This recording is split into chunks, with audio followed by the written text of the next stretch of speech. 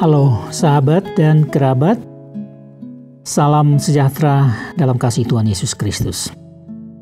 Saya Fredrik Magitan bersama Anda lagi di ruang yang sama dalam acara Dia. Dan di episode hari ini, kita akan mendengarkan lagi perkataan-perkataan Yesus atau beberapa perkataan Yesus yang kali ini saya ambil dari Kitab Injil Matius, khususnya pasal 11 ayat 25 sampai 27. 3 ayat ini akan saya bacakan untuk Anda. Tapi tema atau topik yang akan kita bicarakan ini saya singkatkan menjadi seperti ini. Semuanya itu engkau nyatakan kepada orang-orang kecil. Ini di dalam Matius pasal 11 ayat 25. Dan selengkapnya kata-kata Yesus dalam peristiwa yang satu ini bisa Anda bacakan dalam Matius pasal 11 ayat 25 sampai 30, juga di dalam Lukas pasal 10 ayat 21 sampai 24.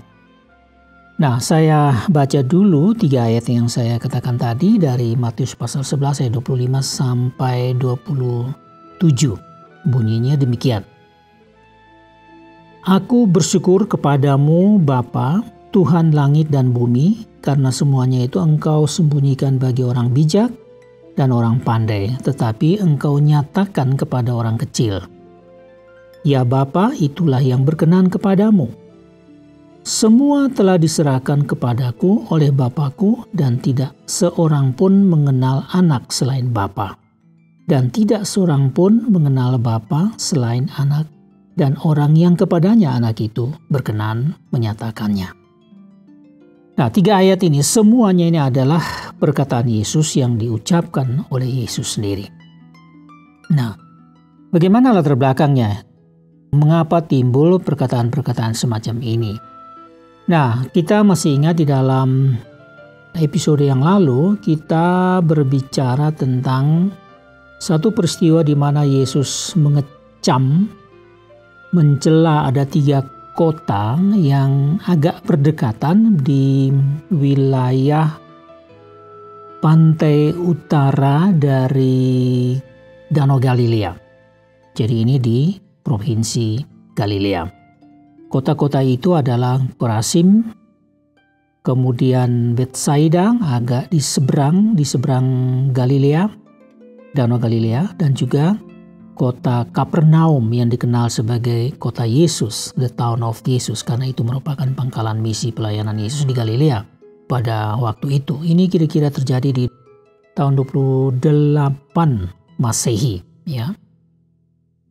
Jadi 3 kota ini dikecam oleh Yesus karena mereka itu tidak bertobat. Nah, bertobat dalam pengertian begini, mereka tidak mau menerima Yesus yang sebenarnya adalah utusan Allah yang berasal dari Allah, yang juga disebut sebagai anak Allah dalam istilah teologis. Yesus yang juga adalah Mesias yang telah dijanjikan lama, ratusan tahun sebelum Kristus. Nah, mereka tidak bertobat dalam arti begini, sekalipun mereka ini mengenal siapa yang ada di depan mereka, yaitu Yesus dalam sosok seorang anak manusia ini.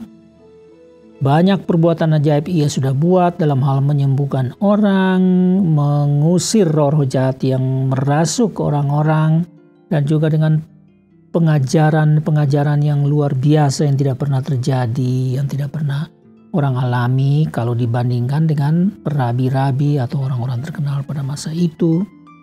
Jadi Yesus ini lain sekali, yang sebenarnya sudah begitu banyak tanda yang meyakinkan bahwa inilah anak manusia dan sekaligus adalah anak Allah yang diutus oleh Allah, dan dia ini adalah Mesias.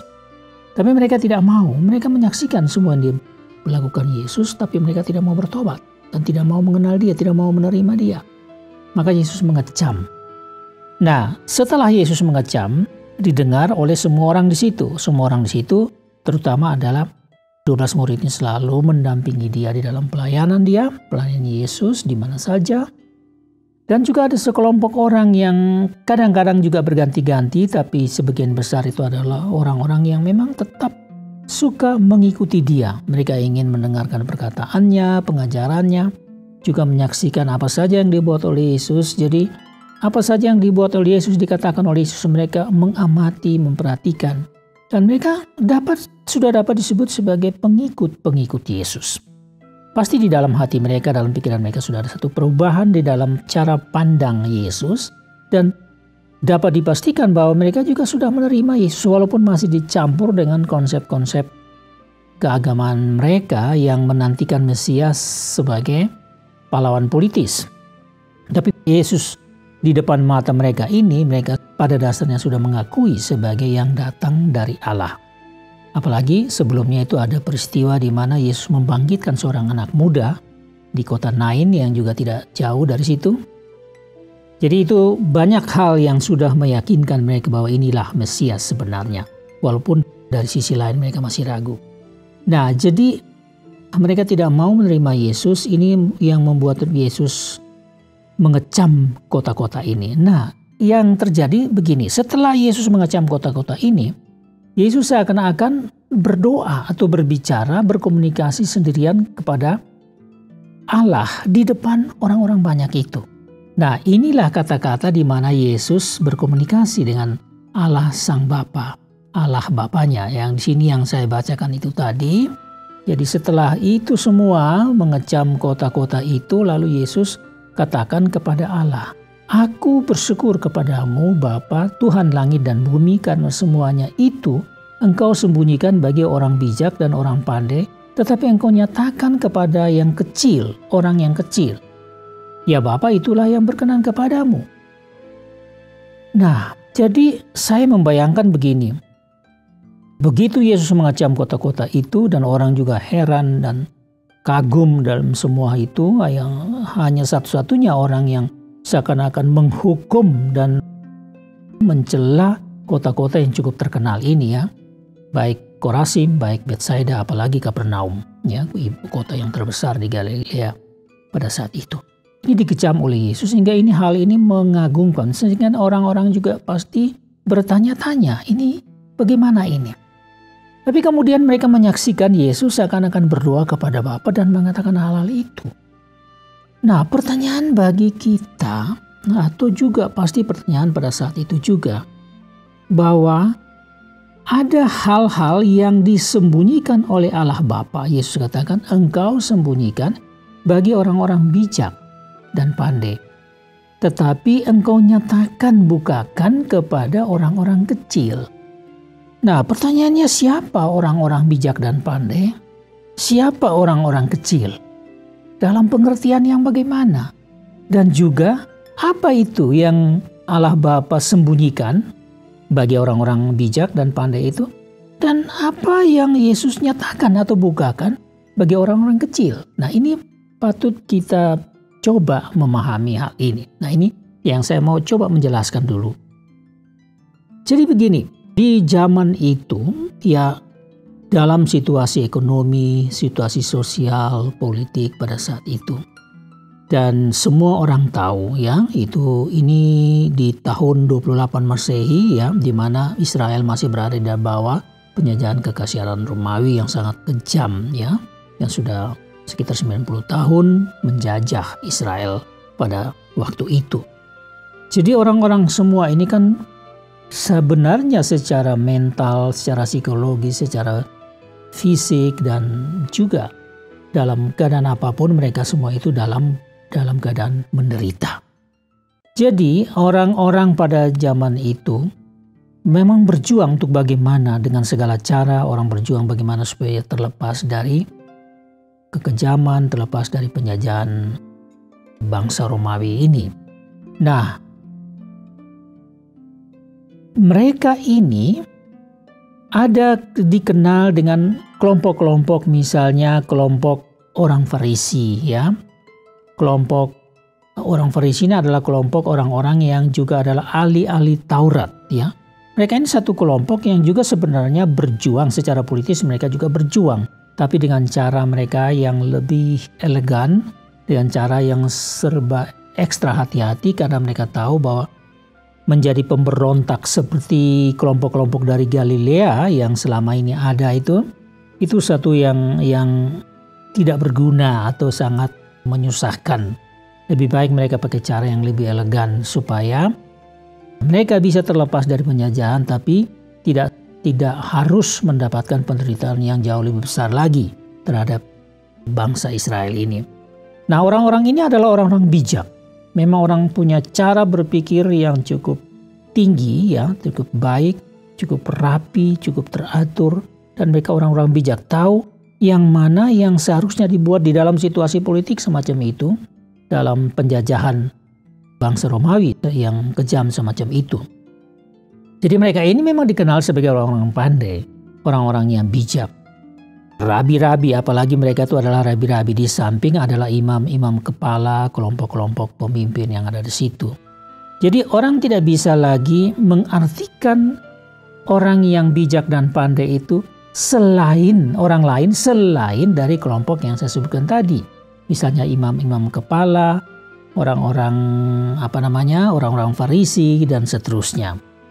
Nah, jadi orang-orang selalu mendatangi mereka hanya untuk mendapatkan pelajaran tentang keagamaan, tentang bagaimana kehidupan dalam masyarakat, juga hal-hal lain, terutama hal-hal keagamaan. Jadi mereka inilah sebenarnya dapat dengan mudah dipahami sebagai apa yang Yesus sebutkan sebagai orang pandai, orang bijak. Nah, sedangkan orang-orang kecil, ya ini orang-orang yang selalu mengikuti Yesus ini, mereka tuh nggak ada apa-apanya.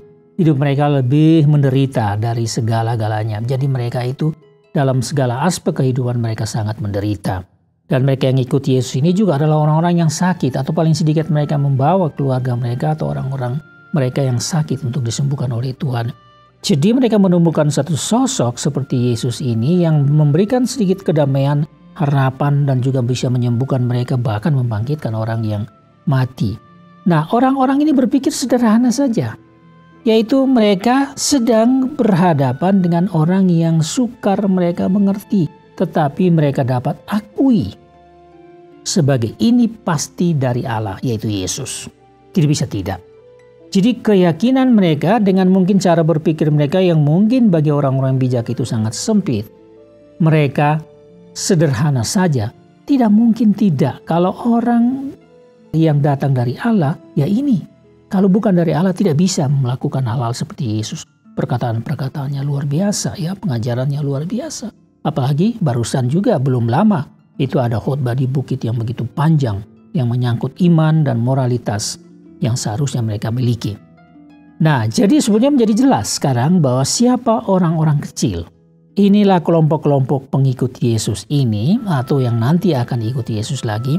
Tapi mereka dengan segala kesederhanaan dalam penderitaan, baik secara fisik, oleh karena kesulitan kehidupan sosial ekonomi, dan juga oleh karena penjajahan itu. Nah, mereka ini berpikir sederhana saja, mereka tidak ribet dalam hal bagaimana berpikir. Mindset mereka sangat sederhana. Sekarang mereka jelas menemukan orang yang mereka akui dan mereka percaya sebagai inilah Mesias. Walaupun masih belum bulat, ya. Pengakuan mereka masih ada gangguan-gangguan dari konsep-konsep lama di dalam diri mereka. Nah, jadi kita sudah bisa melihat perbedaan antara orang kecil dan orang-orang dalam tanda kutip orang-orang besar, dalam arti orang bijak dan pandai yang dimaksudkan oleh Yesus. Sekarang pertanyaan yang kedua, lalu apa yang dinyatakan bagi orang kecil dan yang tertutup bagi orang-orang yang bijak dan pandai ini? Nah, di sini kita perlu mengerti sedikit lebih dalam bahwa orang-orang Farisi misalnya atau para pemimpin Yahudi, orang-orang kelas di atas itu selalu melihat bangsa Israel ini sebagai dari segi kerajaan secara fisik. Dan mereka sedang menantikan Mesias sebagai pahlawan yang akan membebaskan mereka dari cengkeraman penjajahan Romawi. Jadi ini adalah persoalan besar sehingga penantian akan Mesias makin besar. Mereka yakin bahwa Mesias itu sudah ada, tapi belum ditunjukkan, belum nampak bagi mereka. Nah, mereka ini begitu besar harapan mereka akan Mesias menurut konsep mereka itu, maka pikiran mereka ini sebenarnya tertutup. Makanya mereka melihat Yesus, mereka langsung menilai ini bukan. Ini bukan, meskipun dia melakukan mujizat. Kelihatannya dia banyak melanggar hukum Taurat malah. Malah dia mengecam orang-orang yang dianggap sebagai pemimpin-pemimpin agama. Jadi ini pasti bukan. Jadi mereka begitu yakin ini bukan Mesias yang dinanti-nantikan. Artinya mereka tertutup, mereka sudah tidak bisa membuka hati, membuka pikiran untuk mengerti sesuatu hal yang benar-benar ada di mata kepala mereka ini. Sedangkan bagi orang-orang kecil, begitu gampang mereka terbuka dan melihat Yesus ini. Jadi apa yang ditutupi atau apa yang dinyatakan, ini adalah satu keselamatan yang sudah ada di depan mereka di dalam diri Yesus Kristus. Nah, inilah yang masih tertutup bagi orang-orang pandai, orang-orang bijak, karena mereka punya cara berpikir yang berbeda. Sedangkan ini dinyatakan, dibukakan bagi orang-orang kecil yang berpikirnya sederhana saja. Mereka sudah melihat ini bukti bahwa ini datang dari Allah. Yaitu, jadi orang besar atau orang pandai dan bijak dan orang kecil, kemudian apa yang dinyatakan adalah, yang dinyatakan dan yang tertutup adalah tentang diri Yesus yang datang yang merupakan Raja Kerajaan Allah, Kerajaan Rohani. Nah, inilah yang tidak bisa mereka pahami. Ini tertutup. Nah, sekarang kalau kita membawa ini dalam kehidupan kita, memandang Yesus, kita mungkin bisa saja lebih sulit ya. Manusia dalam dunia zaman sekarang ini mungkin lebih sulit karena Yesus ini tidak kita lihat secara fisik lagi. Hanya kita mendapatkan berita yang dituliskan di dalam kitab suci tentang Yesus ini. Sekarang kita harus berpikir tentang Yesus yang tidak mungkin lagi kita lihat secara fisik. Tetapi orang-orang kecil adalah orang-orang yang hanya dengan mendengar berita dan mereka tahu dari segala cerita tentang Yesus, sama saja dalam iman mereka mengerti, mereka bertemu dengan Yesus dan mereka menerima, mereka percaya. Inilah Yesus yang bisa melakukan hal-hal meskipun secara fisik tidak bisa dilihat lagi. Tapi juga sebaliknya ada orang-orang dan bahkan mungkin jauh lebih banyak orang yang memang tidak bisa. Sehingga mereka ini belum masih tertutup. Nah, hanya Yesus, hanya Allah saja yang bisa membukakan selubung itu bagi orang-orang yang masih tertutup. Dan juga menyatakan itu dengan jelas bagi mereka yang sudah membuka hatinya. Nah, ini prinsipnya luar biasa yang Yesus katakan. Nah, dalam ayat selanjutnya Yesus katakan begini. Ya Bapa, kata-kata Yesus kepada Allah Sang Bapa, itulah yang berkenan kepadamu. Yaitu memang Allah berkenan untuk membuka sesuatu pada orang-orang kecil dan tetap menyembunyikan sesuatu bagi orang-orang yang terus-menerus menutup diri dan mengandalkan konsep dan cara berpikir dan mindset mereka saja. Nah, sekarang dikatakan oleh Yesus, semua telah diserahkan kepadaku oleh Bapakku dan tidak seorang pun mengenal anak selain Bapa. Jadi hanya Allah Bapa yang mengenal siapa Yesus yang sebenarnya. Tidak ada seorang pun memang bisa mengerti Yesus. Dan juga di sini dikatakan dan tidak seorang pun yang mengenal Bapa selain anak. Yang bisa mengenal Allah Bapa dengan sesungguhnya adalah anak. Dan dikatakan di sini, dan tidak seorang pun mengenal Bapa selain anak dan orang yang kepadanya anak itu berkenan menyatakan. Nah, sekarang kehadiran Yesus memiliki kuasa, memiliki hak itu yang diberikan oleh Allah Bapa untuk membuka hati orang asal orang itu memang mau datang. Sama seperti kalau ada orang yang sakit datang membutuhkan kesembuhan, bagi orang dalam persoalan, dalam orang buta atau orang kusta dan sebagainya, datang dengan satu iman, maka Allah akan membukakan sesuatu. Yesus sendiri akan membukakan sesuatu kepadanya.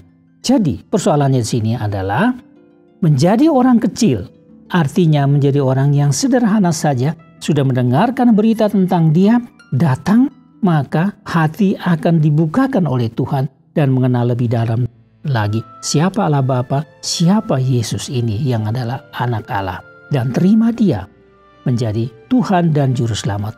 Itu yang terpenting supaya kita tidak supaya tidak mengalami seperti kecaman Yesus kepada kota Korasim, kota Betsaida, dan kota Kapernaum, yang sudah melihat, sudah mendengar, sudah membuktikan, sudah menyaksikan, tetapi tetap saja menolak. Nah, mereka yang menerima, yang membuka hati akan mengalami satu hal besar di dalam hidup mereka. Hidup sesuai dengan kehendak Allah Bapa di dalam Yesus Kristus. Baiklah, sahabat, ini yang bisa saya sampaikan kepada Anda. Semoga ada embun surgawi yang menetes di hati Anda, ada sentuhan surgawi buat Anda hari ini. Saya harus mengundurkan diri dan saya tidak lupa mengucapkan banyak terima kasih atas semua perhatian Anda. Tuhan memberkati Anda. Get your message. Have a good day and see you next time.